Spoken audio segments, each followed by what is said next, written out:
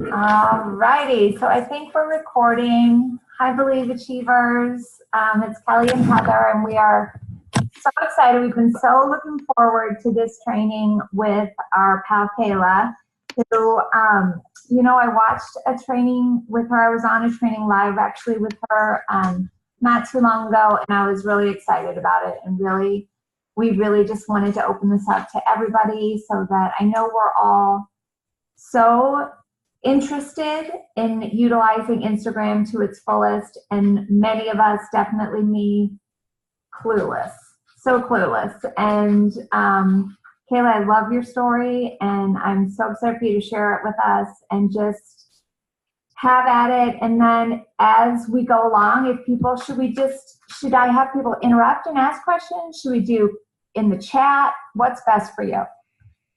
Yeah, if people have questions, they can type in the chat. I'm not sure if I'll be able to see it when I'm in screen share.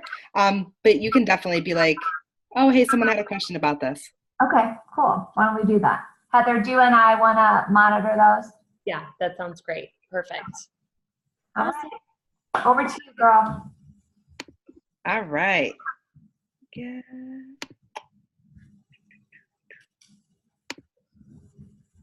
Perfect. Let's get back up to the front here.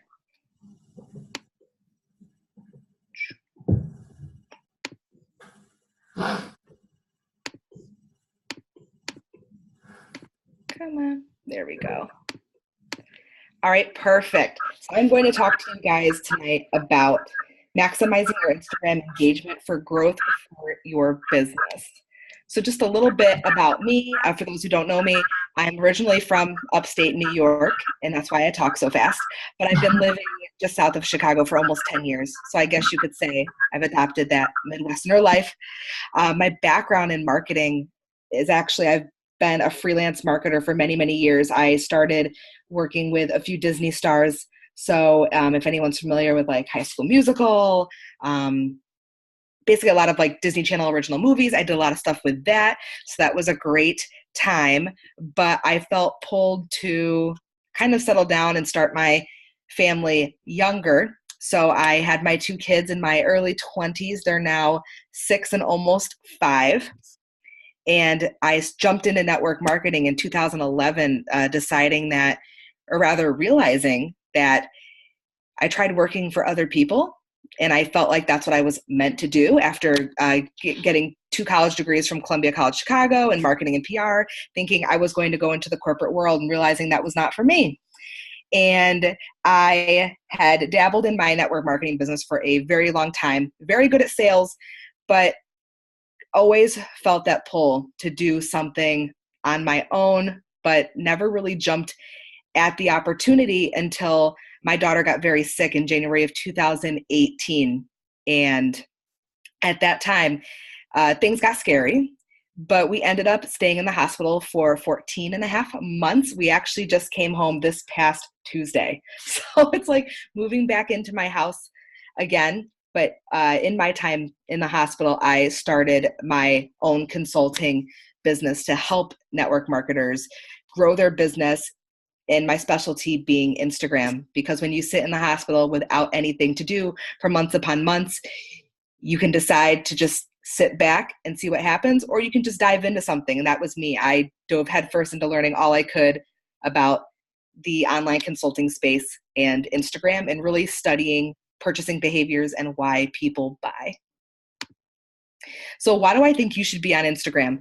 There are nearly 900 million users on Instagram, with 2/3 of that number and growing, showing up every single day. So your ability to get in front of people is pretty ridiculously endless. And unlike Facebook, where you really have to pay to promote your posts in order for them to be seen by anybody that follows you, with Instagram, as of right now, with the right strategies, you can get in front of so many people without having to spend $1 on advertising within the platform. What I also love about Instagram is it is 2, arguably 3 platforms in one. When you have the feed, you have stories, and then IGTV is growing in popularity. And I'll be talking more about how you can maximize that here shortly. Something else that's great is you can sell directly in the DMs.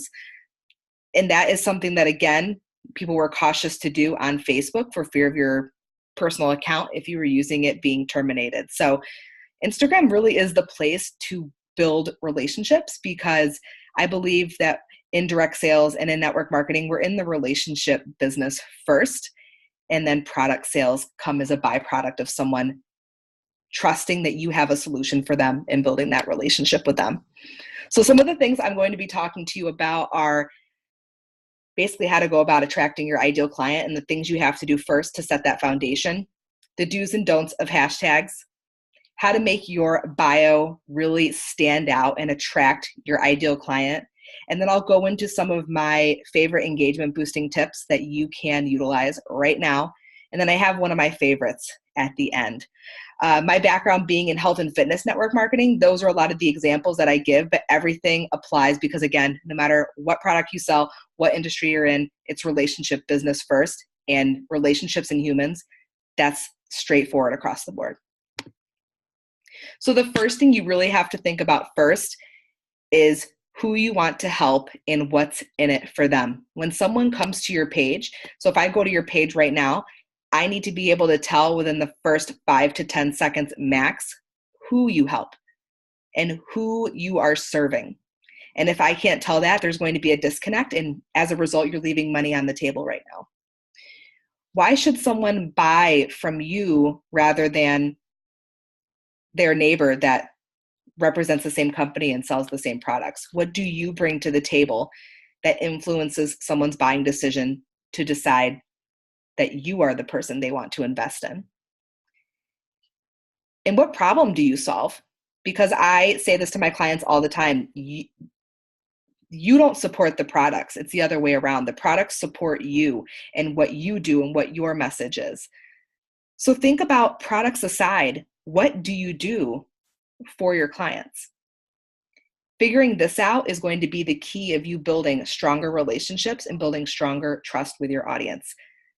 And then this is a really important question that comes into play when we talk about bio is, what do you want to be known for? As specific as you can think about.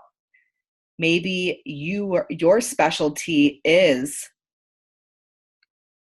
skincare for women who want to feel confident when they look in the mirror. Maybe what you want to be known for is helping someone make a buying decision for their first luxury product if they're used to just grabbing whatever's available at Target and it's no longer working for them. So what do you want to be known for?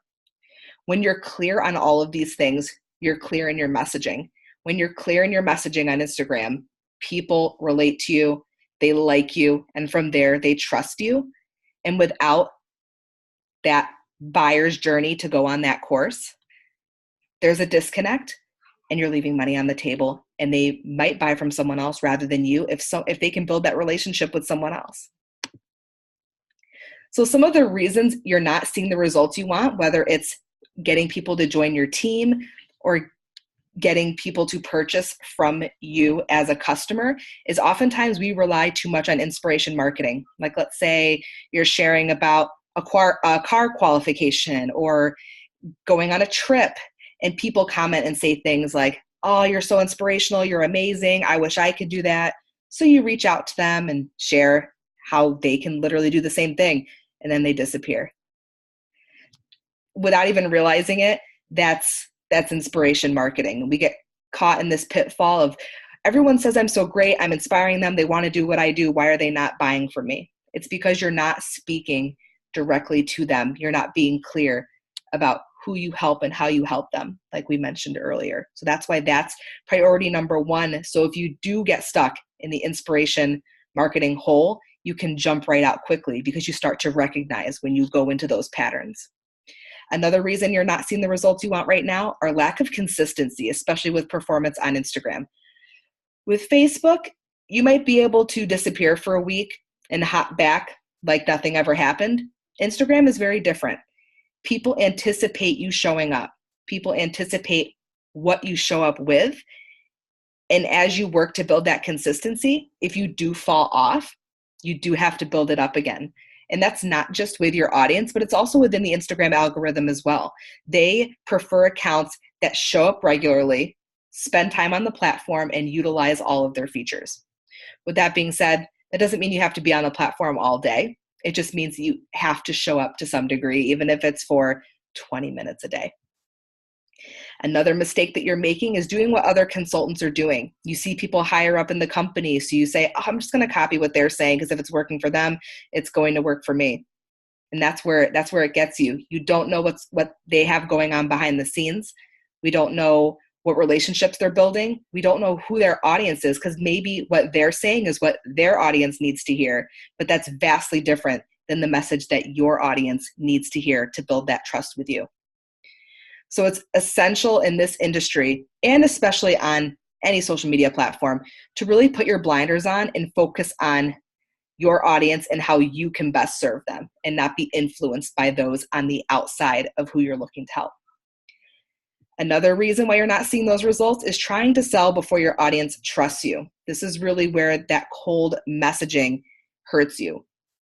Messaging someone out of the blue, they're not going to purchase from you, especially not a premium product that carries a premium price tag.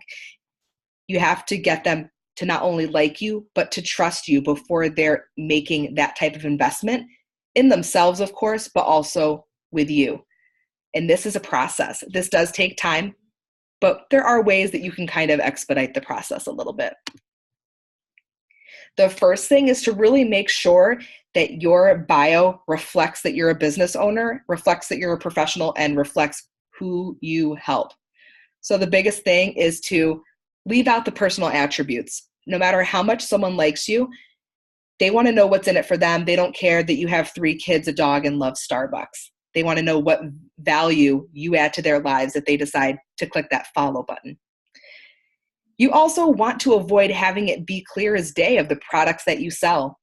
As an example, let's say someone had a poor experience with another consultant, and then they see that, they might not give you the time of day. And we don't want to have someone immediately write you off based on a previous poor experience.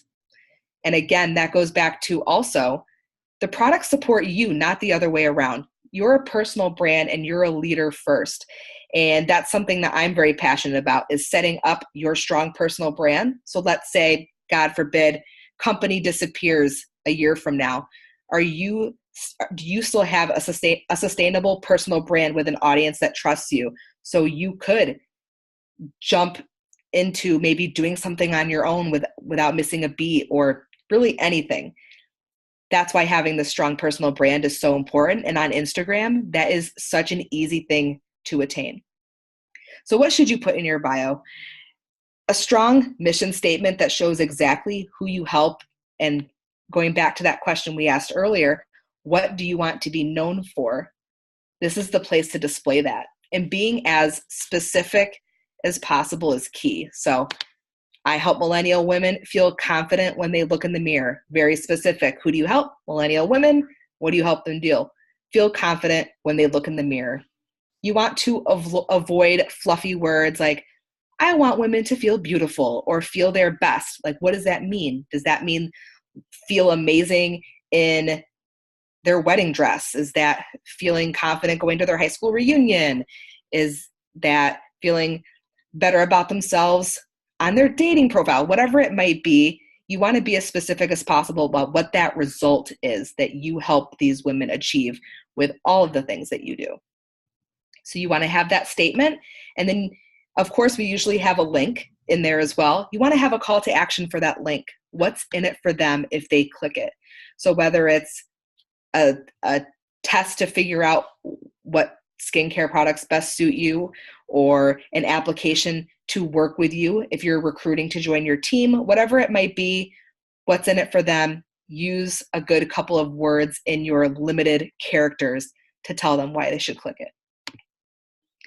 So here are some examples of really powerful, specific bios of some of my friends, and I love showcasing because I just love it. and they probably have updated this since I put this in here. And that's what's great about your bio is you can update it, you can change it. If you think of language that represents you and your brand better, you're not married to it. So feel free to constantly change it. But I love Evelyn's. I help female entrepreneurs transform their bodies so they can show up confident online. Very specific who she helps and what she helps them do. And then I really like her call to action. Ready to build your dream physique and grow your biz. Because people are curious. They're like, well, how do I do both of those things? And then Megan's, I help online coaches sign ideal one-on-one clients they love and create passive income so they can travel and live fully. Who does she help? What does she help them do? Something that they really want. They want to sign these clients so they can reap the benefits of that financial freedom and travel. So it's pretty appealing when someone reads that, when it's someone who she's speaking to, you want your people to go, ooh, she has what I want, so I'm going to follow her. I talk about highlights because I get asked about them all the time, but I will say as a disclaimer, don't lose sleep tonight thinking you have to completely revamp your highlights. Do this when you have a lot of free time and you're like, I feel like working on visuals. I will say as a whole, you want to use icons instead of text. It's more visually pleasing. Universally, they can be understood. And text, I think, distracts from your bio, which we don't want. We want the bio to be the star. And if it's too busy with like lines, like these things that kind of look like prison bars, that takes away from your feed right below it. So icons are great. You can easily make these in Canva, just using the Instagram story template size and just use the icons. Or if you want to get a little bit more fancy, like the yes ones on the top left, you can hire someone on an app like Upwork, which I love and highly recommend, or Fiverr, and someone will make these for you for like $5. So if you don't feel like wasting your time, you can hire someone who's a professional to do it. As far as hashtags go, another disclaimer, they're always changing, always evolving. And all we can do is do our best to keep up on them and then focus on doing a couple non-negotiables to make the most out of them. As a whole, you want to always use all 30. I've tested this for well over a year, and I have not found a benefit across any follower amount or niche that using less is beneficial. As far as posting them in the first comment, again, I haven't noticed a difference between caption or comment, but I think comment looks better aesthetically and doesn't take away from your caption. So that's why I recommend the first comment. As far as what types of hashtags to use, get creative. Don't think just product specific. Don't just think skincare or beauty. Think about what other things that your ideal client likes to do, activity-wise. Where do they eat? Where do they get coffee? If they're moms, what kinds of activities do they do with their kids? So that you can branch out from what other consultants are doing with their hashtags and be seen outside of the network marketing business world. Because we get so caught up in what we're doing, staying in our little bubble, it's difficult to branch out if we're using the same hashtags as everybody else with the same lingo.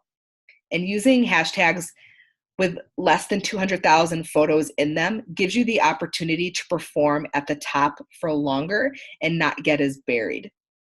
So that's why it's really beneficial to use the smaller ones, because people do look at those hashtags and you do have an opportunity to have more people see your stuff. Kayla, can I interrupt you for a second?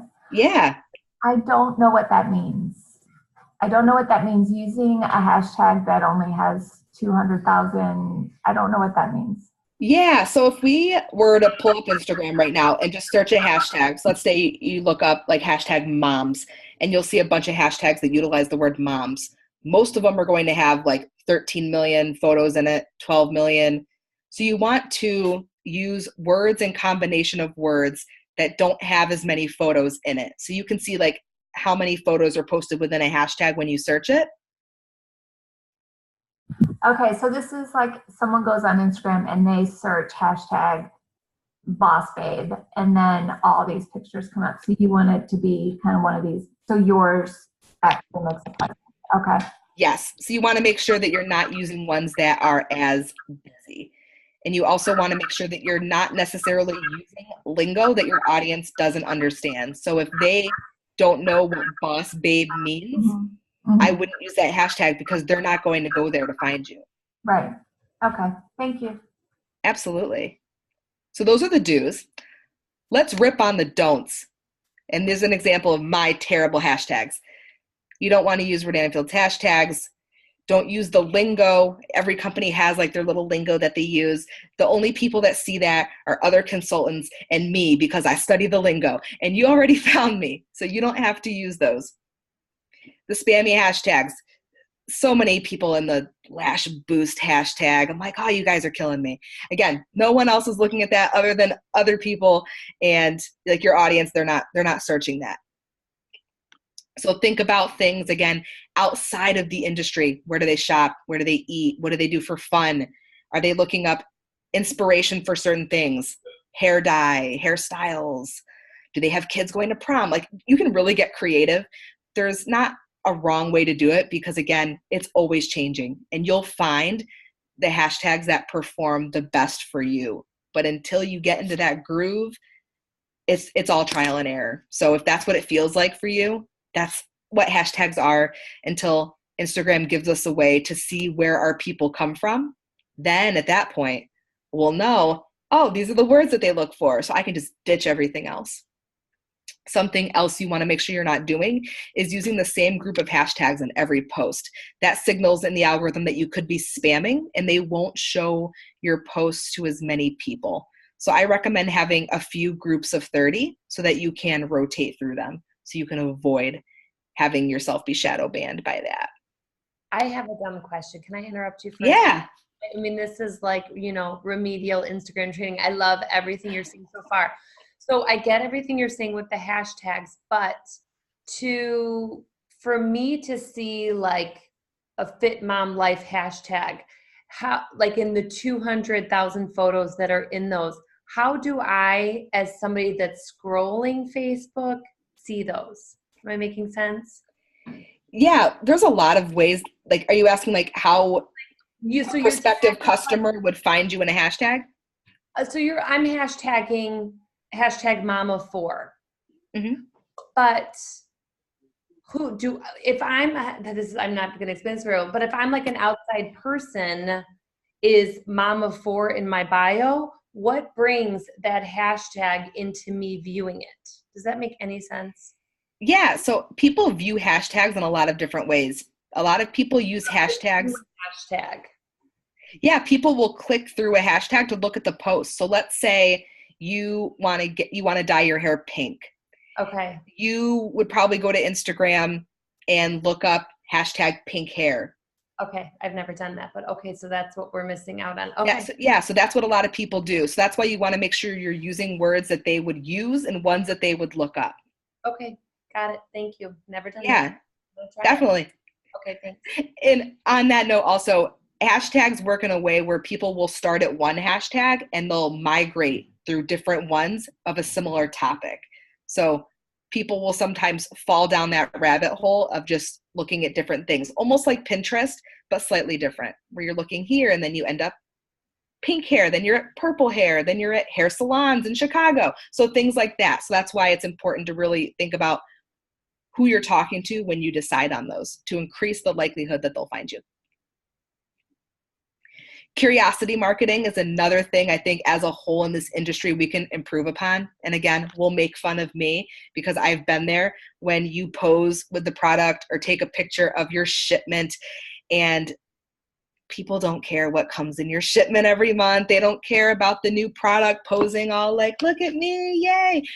Your audience, again, they care about you. They care about your message. They care about your solution. But the only people that are going to like you posing with the product and what's in your box are probably like your teammates and your mom.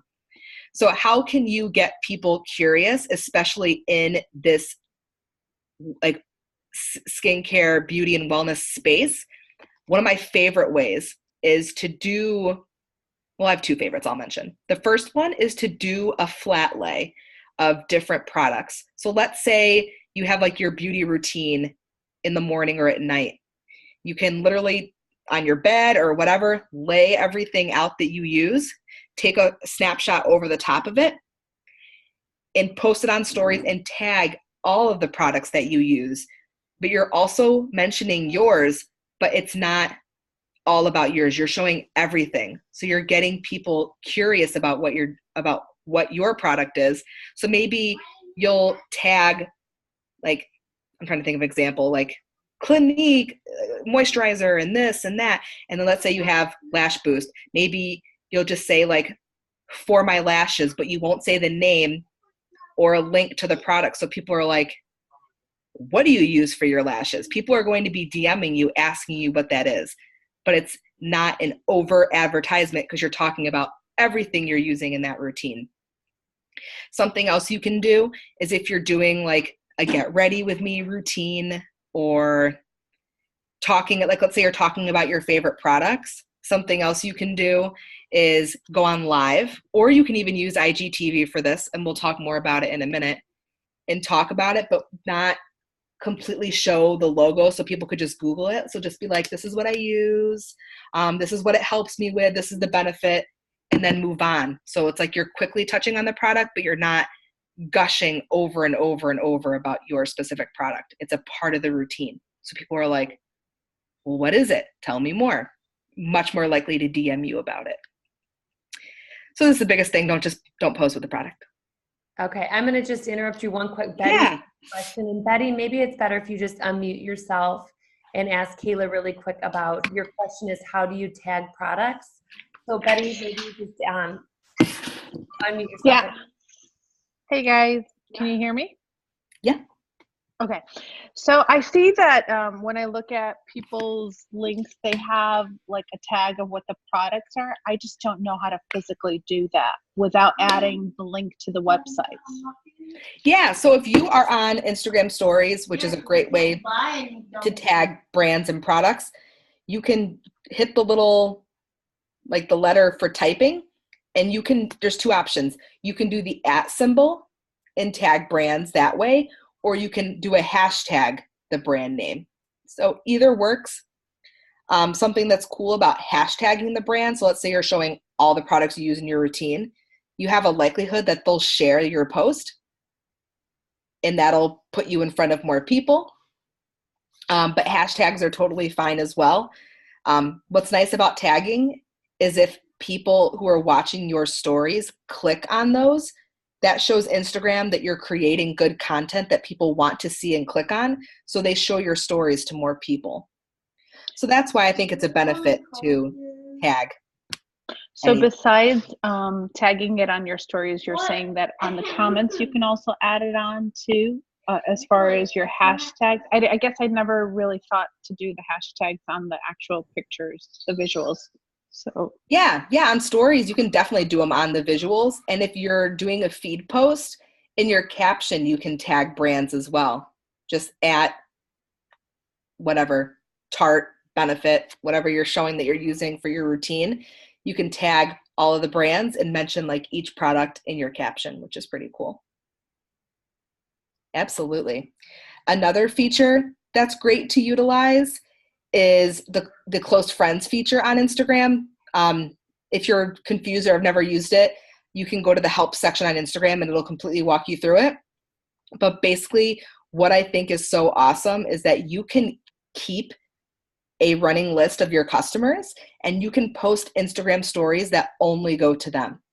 So you can use this as a way to talk about maybe new product launches, sales, really anything, maybe giving tips on how to use them, so that this is like an extra way to add exclusivity to being your customer, a sense of community, because when you post as a close friends, there's that green circle around your bubble, so they know that this is not a story that's meant for everyone. It's meant for a select few. So this is something to give a try. And another benefit is you have everyone in this list, so you can keep track of your customers that way as well. Let's say you want to go through and remind people that it's time to reorder something. You have a bunch of people on a list that's really handy. You can go through and click and send them a DM right from there. So if you're always up for ways to organize your people, It's a very easy way to do it, and I love that Instagram does that. IGTV had a recent update, and again, it's not as easy to post as it used to. So if you get stuck on how to do this, the Instagram help section has a very specific tutorial on how to post these. But before, Instagram TV was kind of hidden and no one really utilized it. But now you can post a 1-minute preview with a cover photo onto your feed, which is pretty awesome because now people, you can grab their attention for a minute, get them to click in to watch the whole thing. When you get people to do that, that tells Instagram that you're creating good content that people want to see. They're going to show your video to more people.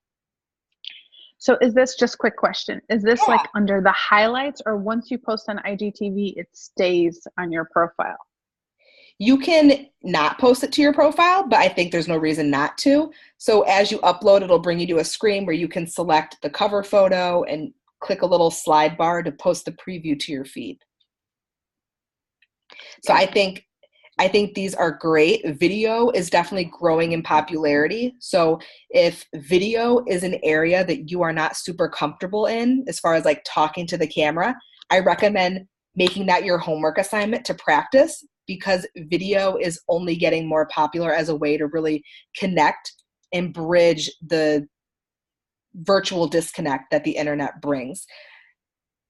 And I think that IGTV is going to basically drive so much more traffic to your page, even more so than your hashtags or anything else that you're doing, because when you utilize this feature, Instagram is bringing more people to your page from all the things that you do because you're utilizing all their features.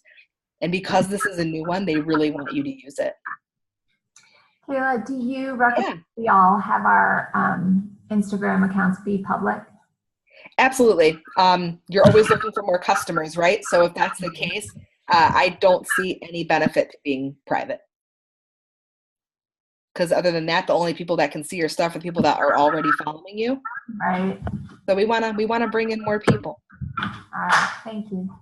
Yeah, absolutely. As far as what to teach on IGTV or what to post, I did a post about this on Instagram yesterday. So I recommend checking that out. I did an IGTV about what to post on IGTV, but I would recommend teaching something for like 5 minutes. So maybe you're teaching on how to do a certain look. If you're into like beauty and makeup, everything, your get ready, your get unready routine, maybe sharing more about what you do. If you just qualified for something really huge, maybe talk about how that works. So there's so many different things, especially bringing awareness to what you do as a leader. I think people are really curious and they really want to learn, and this is a great way to do it in a short video snippet. So let's talk about engagement. As a whole, with engagement, you have to give double of the engagement you want to receive. So what that means is going out on Instagram, liking and commenting on other people's stuff, starting conversations. If you are on a business profile, you have insights and you can see when your audience is online. So you want to make sure that you're posting to your feed when they're online. If they work a 9 to 5, your people, maybe not posting while they're in smack dab in the middle of their workday. Maybe post closer to maybe lunchtime or in the evening. And then creating valuable content. Basically what that means is if you're getting a lot of likes, a lot of comments, shares, and saves, it means that your post was good. Save that post and repost it a month to 2 months from now.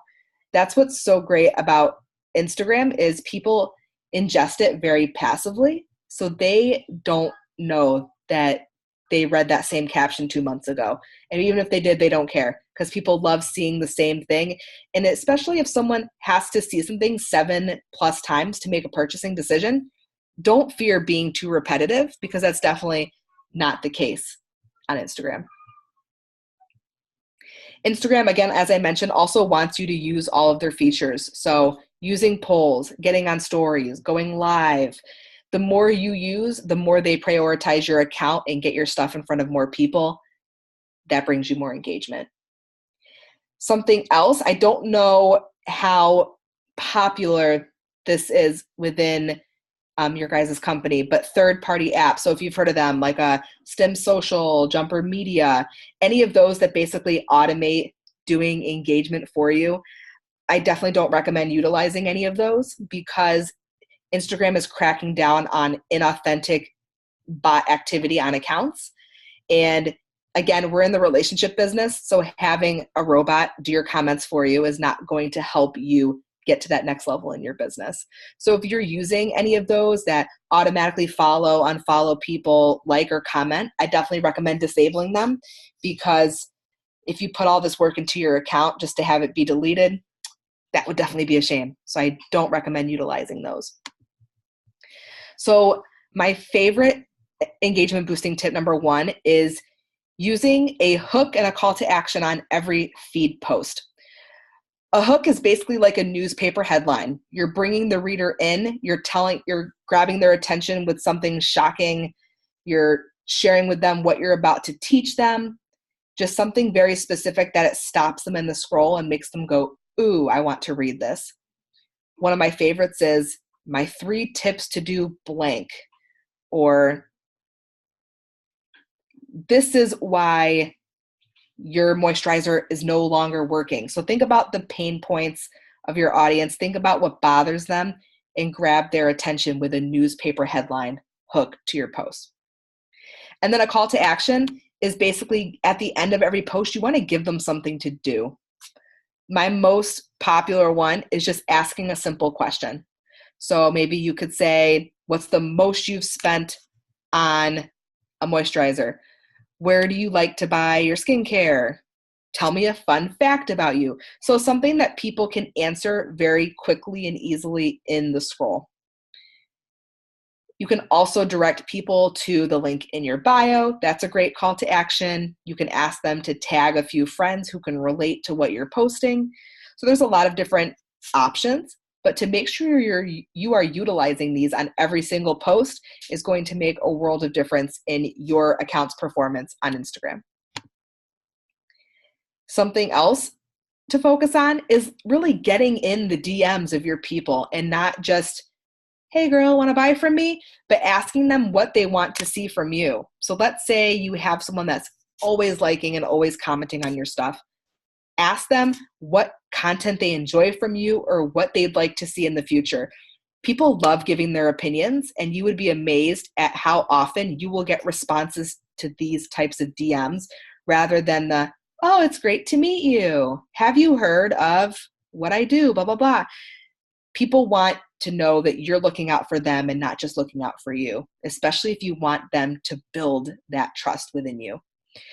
Bonus points if you do a voice memo, because if you've never utilized them on Instagram, a lot of people still don't know they're a thing, and they're amazed that you took the time to send them a snippet of your voice. I think it's very underrated, and plus it saves your thumbs, because if you do too much texting, that happened to me in January. No fun. Texter's thumb.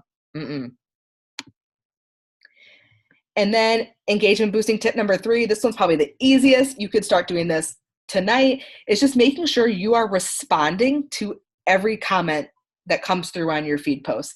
Even the spammy ones, even the creepy guys that are probably robots that say, you look hot, just respond. Thanks for your support. The more comments you get, the more that boosts your position in the algorithm, and your replies count towards that total number of comments. So you can double your comments just with your replies. And then try to use a few words in each one. Don't just respond with emojis, because that doesn't count. So I like to say 4 words. My favorite, if you're really stuck and can't think of a response, thank you very much. 4 words, boom, done. Something else you can do to really maximize your ability to get on the Instagram Explore page or have your content go slightly viral is to do comparisons, side-by-sides, transformations, whatever you want to call them. But if you're doing a side-by-side, putting text on it. People love to really get a visual on how polarizing the photos are. So you can do this through descriptive words. You can use dates or times. My favorite that people can relate to so much is doing the expectations versus reality. So let's say if your target audience is moms, you could be like, what I think I look like in the morning and what I actually look like. People get a good laugh about that. How I think my skin looks before I put my makeup on, like whatever you do, whatever your audience likes, or how I think my hair looks when I curl it. Any of those things that people can relate to, they think it's so funny. You're going to get so many comments, and they just do better than if you were just posting a side-by-side without any text on it. So here's that growth hack I was talking about. If it's easier, take a picture of these instructions, because the first time you do it, it's kind of confusing and there are a few steps. But basically, this hack can get you anywhere from like 40 to 200 followers overnight. I was taught this, I didn't come up with it. But basically, what you do is you're going to go to an ideal clients page or like a blogger, celebrity, influencer, someone that is not in your industry, but has an audience similar to the audience that you want and that you serve. What you'll do is if you're following them, you'll unfollow and quickly refollow, and you'll notice that this box will pop up of suggested people to follow. You can also click that little drop-down arrow on the right underneath their follower count, which will bring up that same suggested follower list that goes horizontal. What you do is you follow a few of those people, 3 to 4, and you'll repeat those steps with 2 or 3 more accounts. And why this hack works is that for a brief time when you do this, your account comes up as a suggested profile for other people to follow. So let's say your people are Oprah's people and you did this on Oprah's account. For a while, when people follow Oprah, you will come up as a suggested person. So people could very well click and follow you because you were suggested. With this being said, you can't do this all the time. If you have to wait like a month or 2 in between doing it because it doesn't work. I've tried. But the most that people have told me is they've gotten 200 followers overnight, which is pretty cool. So if you try it and you get a ton, let me know because that would be really cool. So basically, my whole message is, as a whole, getting away from hey girl messaging. And if you're not too familiar and if you haven't done them yet, yay, don't start. But basically, a hey girl message is trying to take someone from the knowing you phase to the trusting you phase in one swoop. And it doesn't work, especially when it comes to purchasing a premium product. People buy from people that they trust. And to trust, they need to like you, genuinely like you. And you have to add value to their lives first. And just like I mentioned earlier in engagement hack number 2, how do you know what to add value on? Like, how do I know what people care about? You ask them. Just like in engagement hack number 2, and that's market research. That's how you know what content to create. That's how you know what people come to you for. Because why would we want to spend all this time posting on Instagram, making content if people could give a crap about it? So asking people is such a valuable thing that you can start doing right now that helps you build relationships and have people say things like, how did you know that I needed to hear this? You're in my head. That's how you create content that they need. And when you create content that they need and you solve a problem, they trust you. And when they trust you, that's when they buy. That's when they make that purchasing decision. So here is something that you can do to kind of get that market research thing going. If you don't utilize polls on stories, again, if you've never used them, the Instagram help section will tell you all about how to set them up. But basically, ask people a question about what you think they want to hear first, and have them vote in the poll. I recommend not just doing yes or no questions, because if they say no, it's like awkward. Now I can't DM you. But when people vote in your poll, they're giving a very passive invitation for you to message them. So it's no longer a cold message. because you're asking their opinion, they're giving it. Just a tip for polls, keep them centered. If you move them too far to the left or to the right, when people try to vote, it swings them to the next story and they can't vote. So keep them centered. That's my number one tip. Even if it kind of covers your face, it's better than if people can't vote. So here's just some examples of ones that you can create. You can do talking ones, or you can do just text. Both are very effective. So when you're trying this out, do whatever is best for you. And then how do you slide into the DMs? When I do this, I'll message everyone that voted in the poll. And I understand this might be small, especially if you're on your phone, so I'll read it. And this is basically what I say. Hey, Cindy, I saw you voted in my poll about hashtags. Can you tell me more about why you want more help with hashtags? She'll tell me why. She'll tell me what she needs. I'll keep track of that. So I know this is what I need to create content on. And what's so awesome is that generally these conversations lead to you sharing about what you do. So let's say I'm talking to Cindy for a little bit, a couple days, and say, hey, Cindy, I just did that post on hashtags that you were talking about. Did you get a chance to see it? Was it helpful? Yes, I still think I need a little bit more help, but I'm, really excited about what you do. Awesome. I'm so glad you're excited, Cindy. I'd love to chat more, see if we're a good fit to work together. How about I send you my calendar and we set up a time to chat for 10 to 15 minutes? So this is a great thing that you can do when it comes to finding people that want to do what you do and join your team. Why? Think about the benefits. Why would someone want to join your team? Whether it be for the community, for the income. So you can start polls and start conversations really about anything.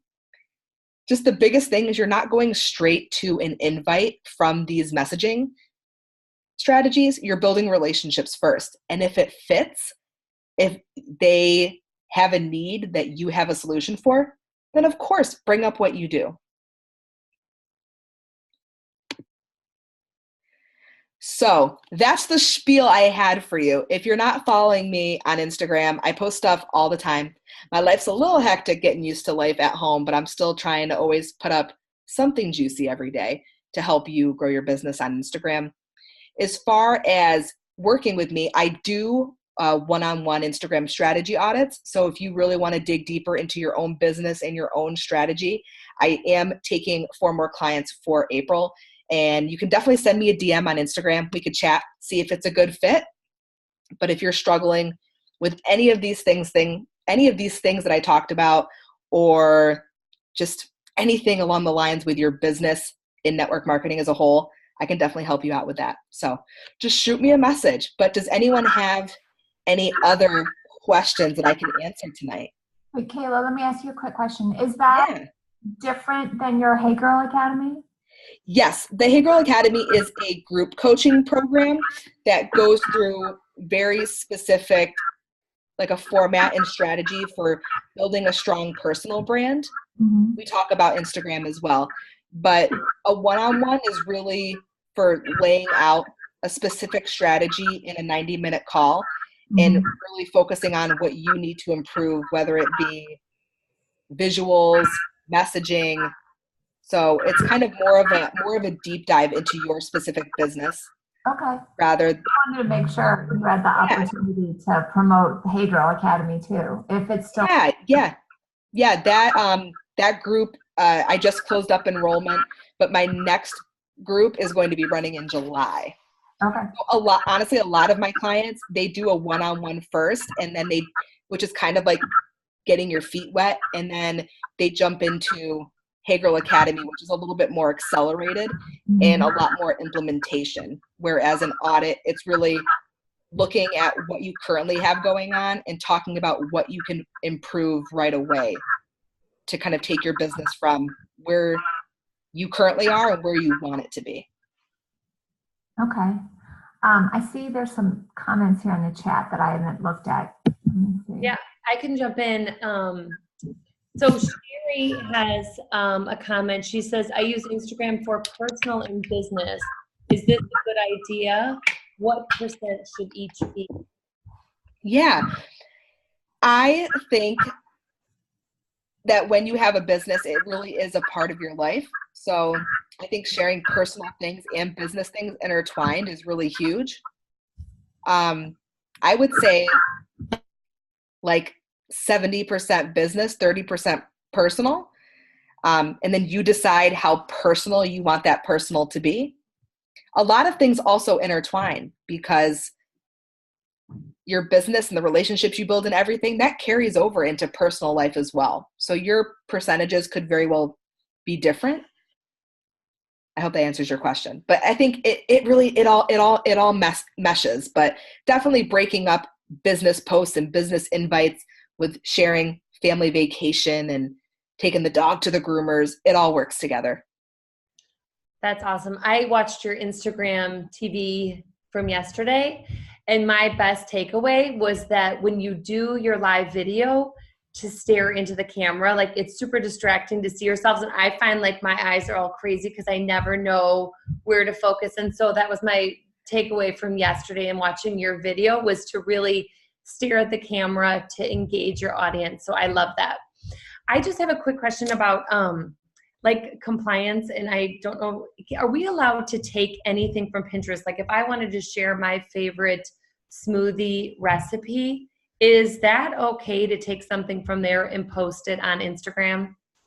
I believe you have to credit where it came from. So maybe if it's like a blogger, maybe you might want to message them and say, can I share your picture and tag you? That's where it kind of does get messy. I mean, we're not on a large scale. Do I really think that someone's going to come at you? No. But on the off chance that they do, I don't want to be the person that said, yeah, go for it.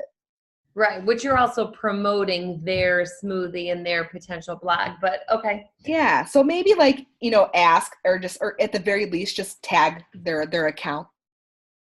And I have one other question on the flat lay. When you talked about like potentially laying out the products that you use, would you kind of advising to do more than just your RNF products, right? Absolutely. Absolutely. So even if that is what you strictly use, maybe sneak a few other things in there, just because again, it's you're advertising it, but it's not super obvious. So it's a little bit not as salesy or in your face, I guess. Yeah. Awesome. We have another question from Haley. Do you recommend a strategy for your photo grid / layout? Yes. There's definitely a lot of things. Like we could probably talk about visuals for another hour, but I will say as a whole, the most important thing you want to do with your visuals, again, we're a personal brand. You really want 90% of your pictures to be of you. So if you're not doing that, that change is going to make a world of difference for you. Something else that you can do that kind of helps brighten up your feed, and the photos that generally perform better are getting outside for pictures. They just do better as a whole. So pictures outside, pictures of you outside are going to do so much better, especially if you can get greenery in the background. I think it's kind of like a psych thing that we're just really drawn to outdoor pictures that involve nature. You don't have to use the same filter. I just think like be intentional about what you're posting. So maybe if you have two pictures that are very similar, maybe not post them side by side. Like if it's a picture of you with the same angle with the same pose, maybe space them out a little bit. You can throw in quote cards to break things up if you want to. Those are really nice. So there's a lot of things. And it really depends on your brand, your audience, and your mission of what to do with your visuals. That's something that I really work on a lot with my clients because it's really, really dependent and subjective. But those things are pretty universal. The pictures of you and pictures outside. So awesome. And Jill was just asking a question. Could you just touch back on what Hey Girl Academy is and just really kind of fill everybody in on that. We've got the one-on-one coaching sessions up, but maybe just give a blurb. Hey Girl Academy is my group coaching program that really focuses on building a strong personal brand for sustainability and long term. We focus on how to convert followers into customers without Hey Girl messaging. So really about strategies behind that and figuring out who you're speaking to, how to have your messaging speak directly to them. It's a lot of implementation. So it's not just learning. Like I'm basically like, this is what we're going to do. We're going to do it together. So I'm very active in the group, and basically it's implementation with some hand holding, because a lot of this stuff is scary when we're new to it and we need that support. So that's what that program is. And I'll be opening up another group. I keep them small because I'm only one person, and it is a very intimate group. That'll be opening up again in July. About mid-July, I'll be opening it up. Awesome. I have a question. Do you have a recommendation for posting in your feed versus posting in stories? Like, do you do one a day of each, or would you do one more frequently? With stories, you want to be posting 10 to 15 times a day and throughout the day. So you don't just want to do everything at one time, because each time you post, your bubble is moved to the front of the line. So it doesn't always have to be videos. It can be photos. It can be text. It can be uploading old things. But stories, you definitely want to be consistent about and showing up as authentically as you are. You don't have to be done up. You can just be like, hey guys, this is what I'm doing. Very casual. That's what's great about stories. With your feed, I would only post to your feed once a day or every other day. The most important thing with the feed is just be consistent with the time that you post. So if you post in the evening, try to keep it around the same time, because that helps your performance. So you would actually recommend posting on both the stories and like a daily feed post? Because a lot of your audience will only consume one or the other. So you want to make sure that you're using both. Okay.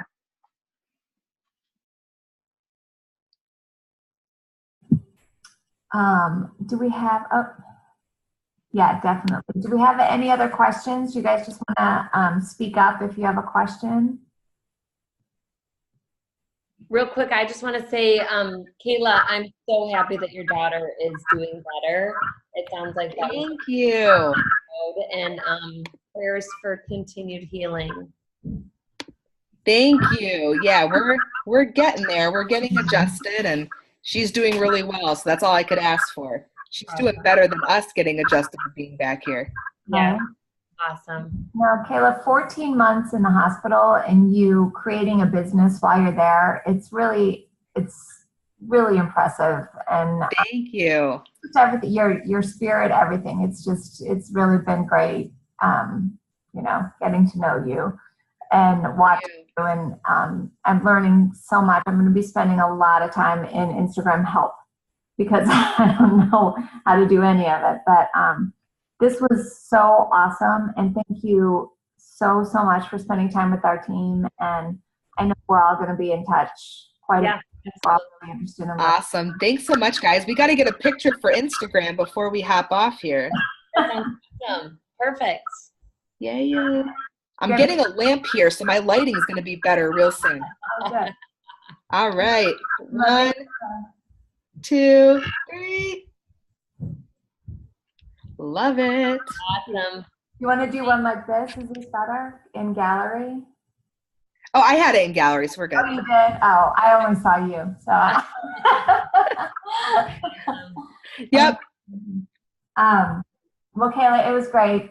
Thank you all. And thank you, everybody. I know Sundays are hard. Heather and I are really looking forward to this. So thank you guys so much. And Kayla, awesome. We'll be in touch. Thank you. Sounds good. Thank you so much, guys. Have a wonderful night. Guys, thank you.